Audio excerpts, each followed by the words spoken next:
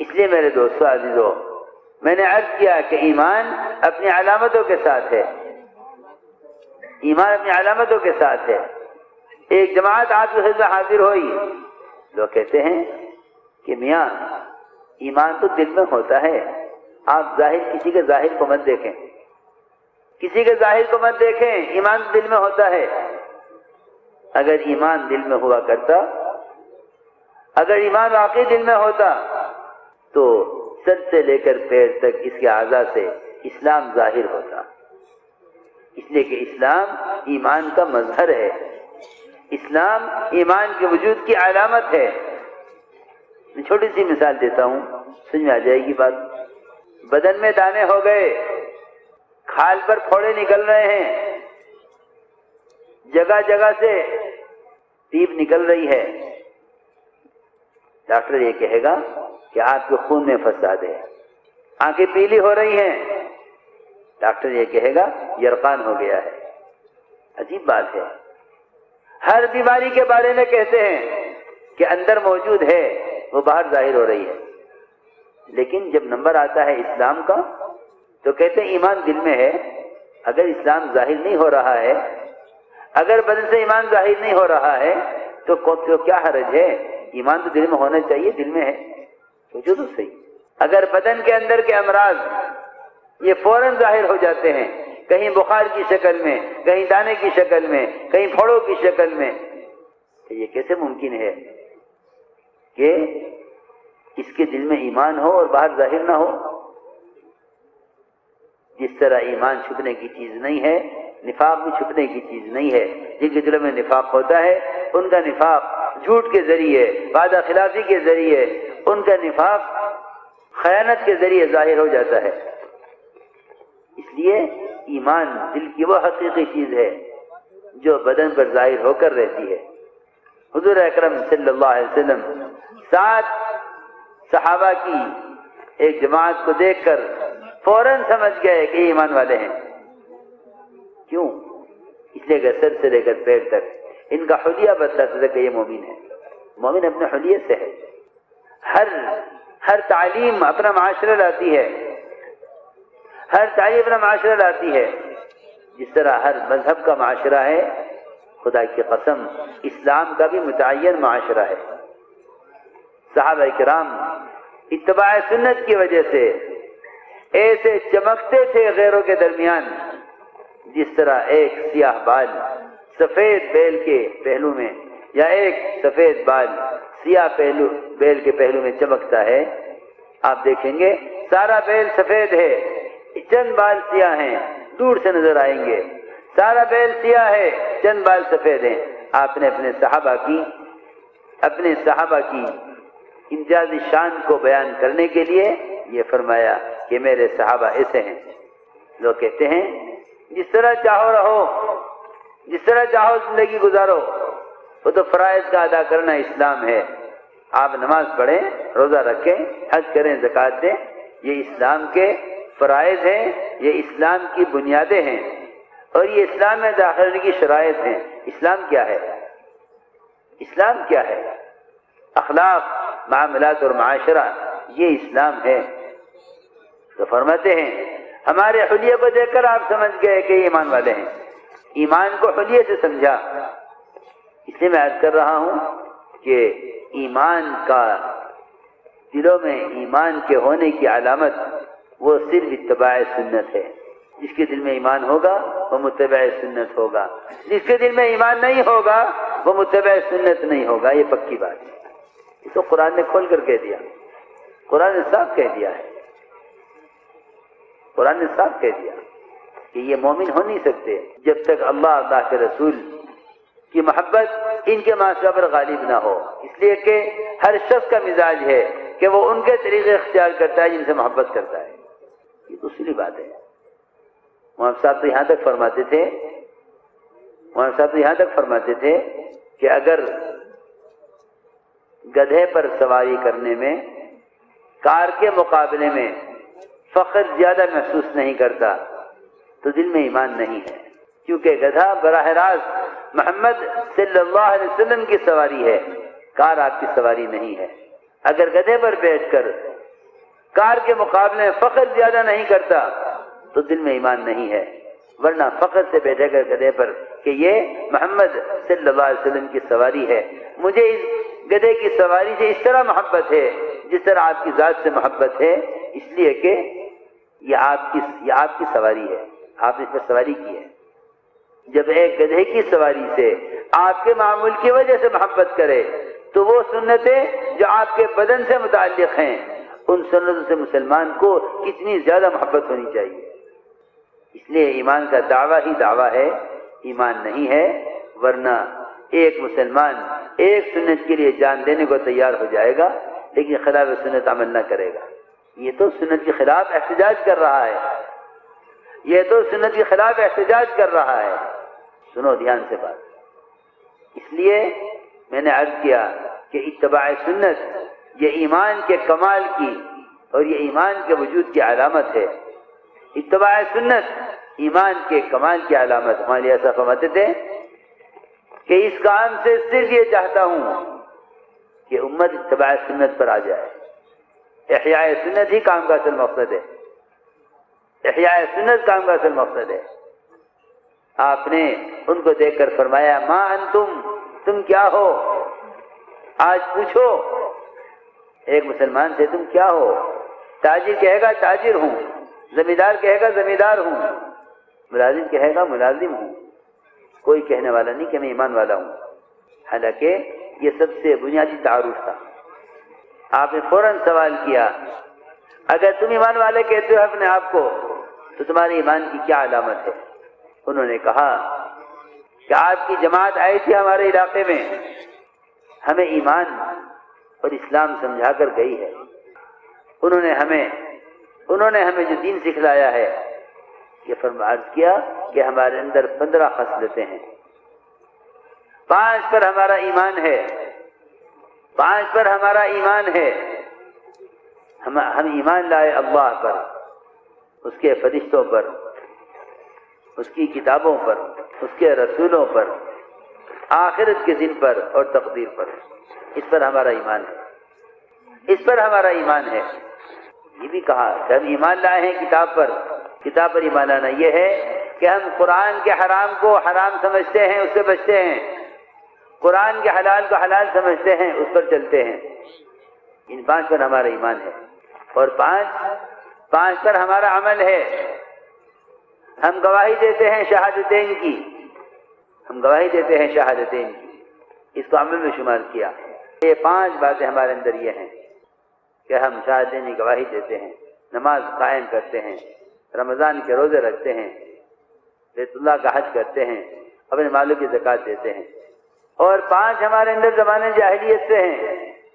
آپ چاہیں ہم انہیں باقی رکھیں، آپ چاہیں تو ہم ان کو باقی رکھیں، آپ چاہیں تو ہم انہیں ختم کر دیں، چھوڑ دیں گے، آپ کہیں گے تو چھوڑ دیں۔ فرمایا کیا ہیں وہ؟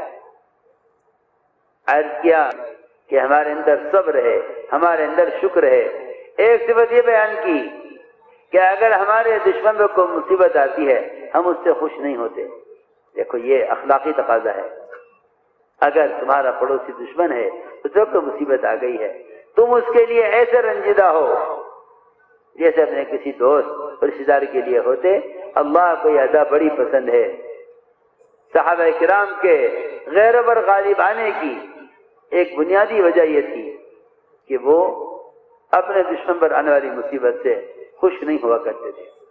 یہ خاص صفت تھی کہ اپنے دشمن پر آنے والی مصیبت سے بھی کبھی خوش نہ ہوئے۔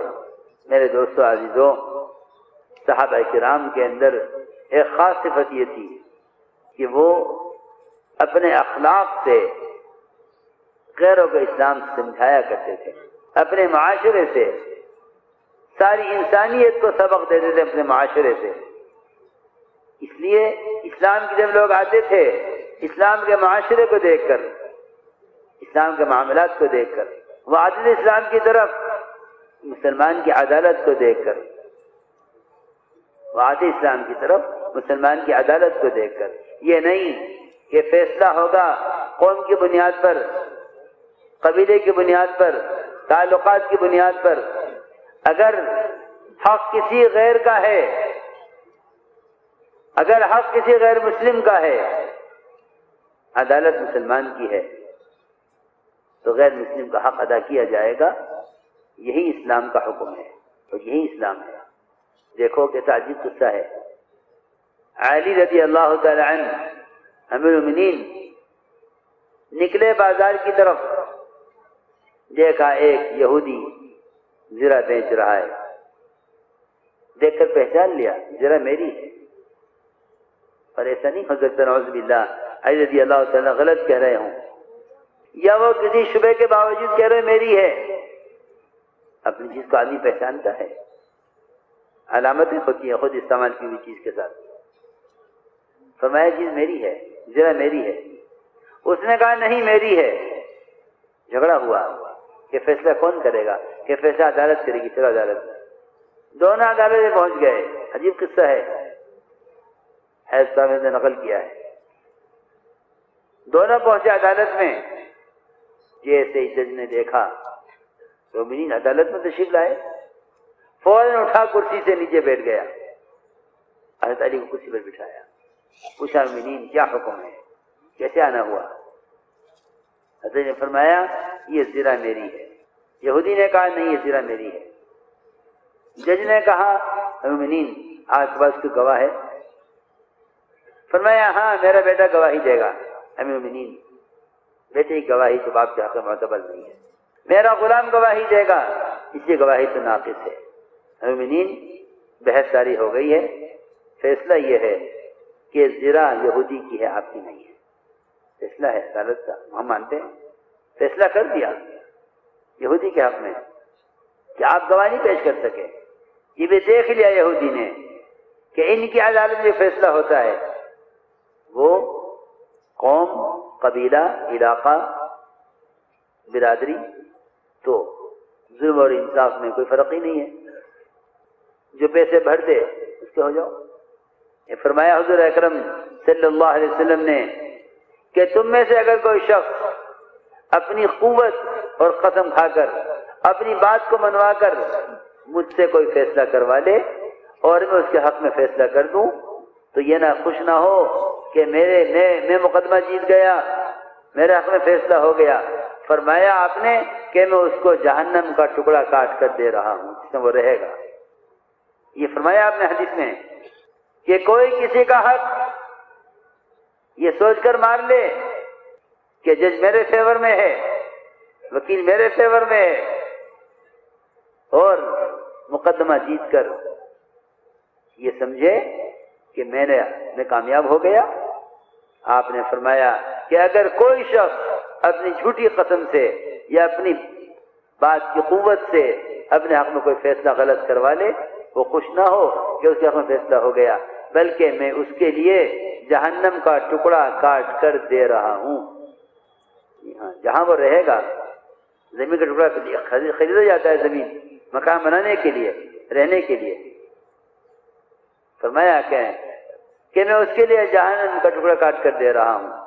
اس لیے میں نے عرض کیا کہ فیصلہ ہو گیا یہودی کے حق میں۔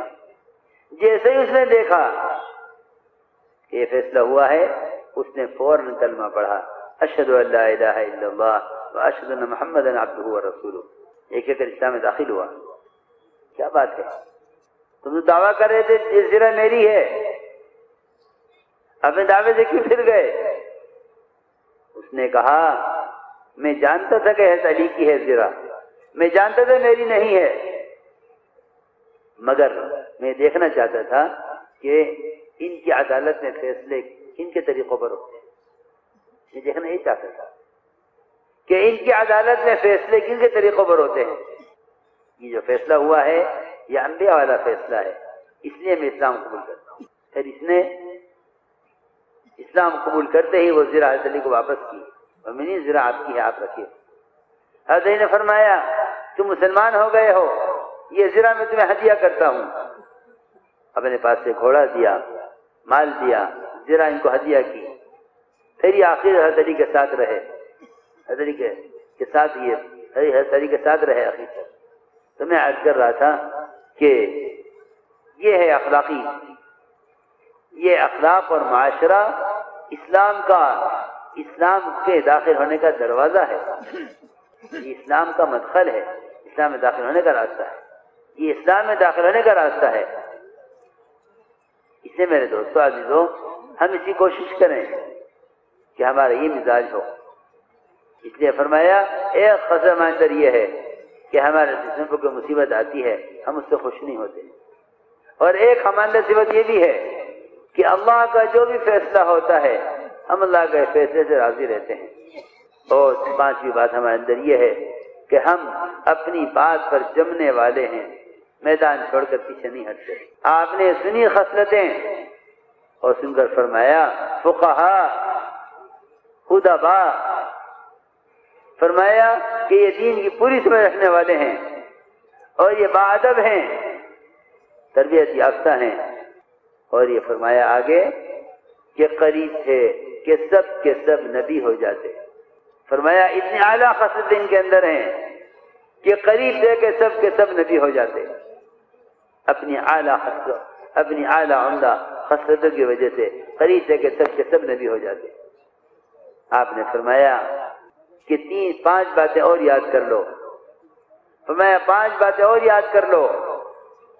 فرمایا لا تجمعوا ما لا تأکلون، کہ کل کے لیے مال بچا کر مت رکھو کہ کل کھانے کا کیا ہوگا۔ یہاں تو کوٹھیاں میں بھر کر رکھ لے گا، یتیم کا مال بھی قبضہ کے رکھا ہوا ہے، کل میرے بچے کھا لیں گے۔ وہاں فرما رہے ہیں لا تجمعوا ما لا تأکلون، کہ اپنی ضرورت سے زیادہ مال جمع مت کرو، مال جمع نہ کرو ضرورت سے زیادہ۔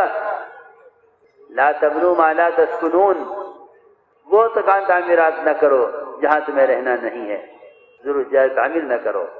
اور یہ فرمایا کہ اس دنیا میں رغبت نہ کرو جس کو چھوڑ کر جانا ہے، اور اس آخرت کا فکر کرو جہاں ہمیشہ رہنا ہے۔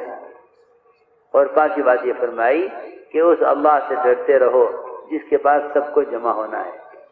آپ نے یہ 5 باتیں ارشاد فرمائی کہ یہ 5 باتیں اپنے اندر اور پیدا کر لو تاکہ تمہارے اندر خیر کی خصلتیں مکمل ہو جائیں۔ کتنا آسان دین ہے، کتنا آسان دین ہے، کس طرح سمجھا رہے ہیں آپ۔ 5 پر ایمان، 5 پر عمل، 5 زمانے جاہلیت سے، 5 آپ نے فرما دی۔ ان 20 باتوں کو جب اندر پیدا کر لے، فرمایا کہ قریب تھے کہ سب کے سب نبی ہو جاتے۔ فرمایا قریب تھے کہ سب کے سب نبی ہو جاتے۔ اس لیے میرے دوستو عزیزو، یہ ایک محنت ہے اپنے ماحول اور یقین کو بدلنے کے لیے، یہ ایک محنت ہے اپنے یقین ماحول کو بدلنے کے لیے۔